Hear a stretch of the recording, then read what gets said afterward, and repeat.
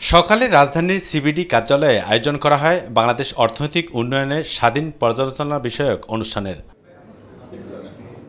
সিপিডির নির্বাহী পরিচালক সর্বশেষ প্রাপ্ত তথ্যের ভিত্তিতে বর্তমান বাংলাদেশের সামগ্রিক অর্থনৈতিক অবস্থানের একটি প্রতিবেদন উপস্থাপন করেন। একই সঙ্গে তুলে ধরেন 6 অতি গুরুত্বপূর্ণ খাত নিয়ে বিভিন্ন সুপারিশমালা। এলএমই সার্টিফাইড বিশ্বসেরা কপারে তৈরি ওয়ালটন কেবলস, যা আপনার স্থাপনাকে রাখবে সব সময় নিরাপদ।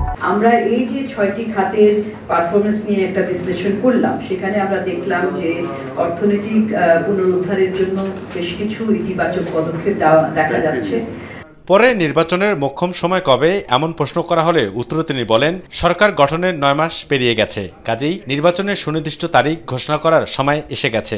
সরকারের পক্ষ থেকে একটা তারিখ মানে একটা দেওয়া হয়েছে, টাইম ফ্রেম, কিন্তু এখন মনে হচ্ছে যে একটা নির্দিষ্ট ডেট দেওয়াটা একটা যুক্তিযুক্ত হবে, একটা ভালো ডিসিশন হবে যে এতদিন, সেটা ডিসেম্বর হোক, জানুয়ারি হোক, কিংবা ফেব্রুয়ারি হোক, মার্চ হোক, একটা নির্দিষ্ট সময় দেওয়ার এক সময় এসেছে, এটা আমি মনে করি। বিনিয়োগ না হলে কর্মসংস্থান হবে না উল্লেখ করে এ সময় তিনি আরো বলেন, রাজনৈতিক স্থিতিশীলতা না আসলে বিনিয়োগ বাড়বে না, আর অর্থনীতিবিদরা অস্থিতিশীল পরিস্থিতি পছন্দ করেন না। বিনিয়োগ নাই, কর্মসংস্থান নাই, প্রবৃদ্ধি নাই, তারপরে আয় নাই, এবং ফলাফল হচ্ছে দারিদ্র্য বৃদ্ধি, এবং তার মধ্যে আরো অসমতা বৃদ্ধি, ইনইকুয়ালিটি বৃদ্ধি।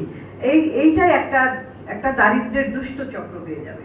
এটার সাথে স্থিতিশীলতাটা খুবই গুরুত্বপূর্ণ। স্থিতিশীলতাটা অর্থনীতির যারা আপনার প্লেয়ার, সেটা প্লেয়ার বলতে আমি বিনিয়োগকারী বলি, নিয়োগদাতা বলি, প্রত্যেকেই কেউই অস্থিতিশীলতা পছন্দ করে না। আর এদিকে সিপিডি সম্মানিত ফেলো ডক্টর মোস্তাফিজুর রহমান বলেন, বিনিয়োগের চাঞ্চল্য মানে জীবনমান উন্নয়ন করা কোনো বিকল্প নেই।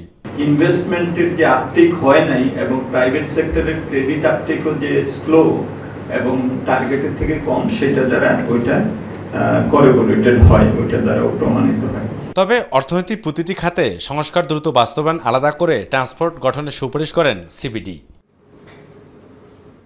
আবু সৈয়দ অপু, মাই টিভি, ঢাকা।